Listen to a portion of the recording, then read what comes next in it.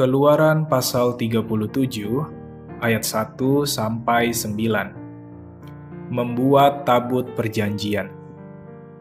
Bezaleel membuat tabut itu dari kayu penaga, 2,5 hasta panjangnya, 1,5 hasta lebarnya, dan 1,5 hasta tingginya. Disalutnyalah itu dengan emas murni, dari dalam dan dari luar, dan dibuatnyalah bingkai emas sekelilingnya. Dituangnyalah 4 gelang emas untuk tabut itu, pada keempat penjurunya, yaitu 2 gelang pada rusuknya yang satu, dan 2 gelang pada rusuknya yang kedua. Dibuatnyalah kayu pengusung dari kayu penaga, dan disalutnyalah itu dengan emas, dan dimasukannyalah kayu pengusung itu ke dalam gelang yang pada rusuk tabut itu, supaya tabut dapat diangkut. Dibuatnyalah tutup pendamaian dari emas murni, 2,5 hasta panjangnya, dan 1,5 hasta lebarnya. Dibuatnyalah 2 kerup dari emas tempaan dibuatnya itu, pada kedua ujung tutup pendamaian itu, 1 kerup pada ujung sebelah sini, dan 1 kerup pada ujung sebelah sana.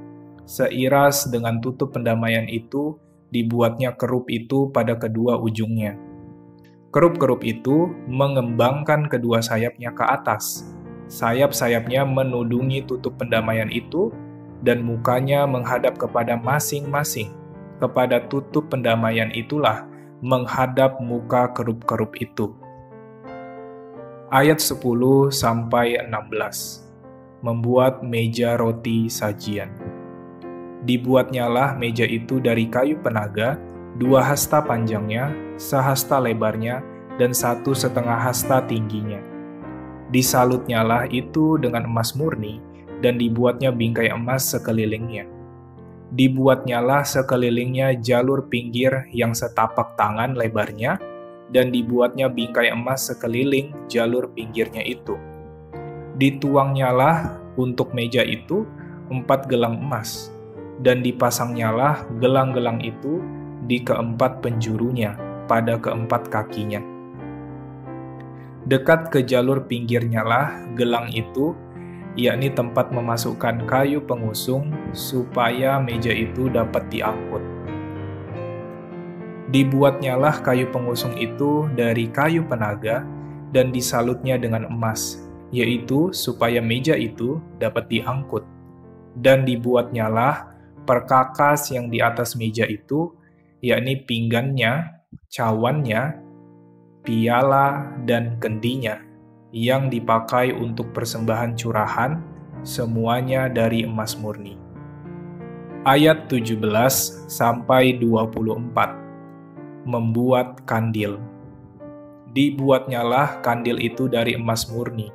Dari emas tempaan dibuatnya kandil itu, baik kakinya, baik batangnya, kelopaknya, dengan tombolnya dan kembangnya. Dibuat seiras dengan kandil itu. Ada 6 cabang timbul dari sisinya, 3 cabang kandil itu dari sisi yang satu, dan 3 cabang dari sisi yang lain.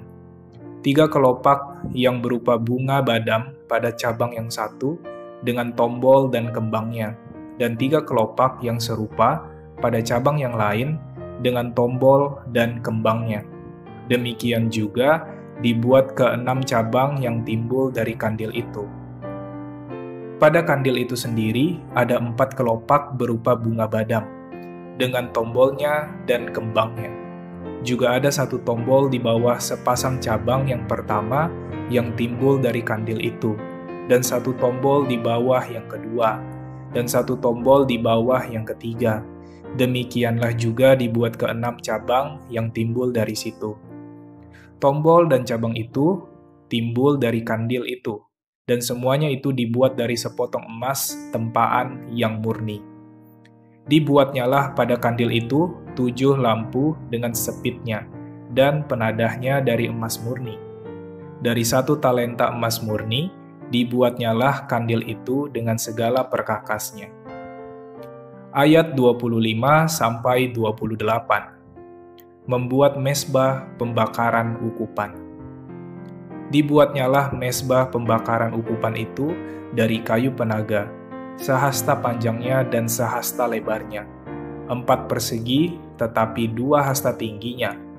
Tanduk-tanduknya seiras dengan mezbah itu. Disalutnyalah itu dengan emas murni, bidang atasnya dan bidang-bidang sisinya sekelilingnya, serta tanduk-tanduknya.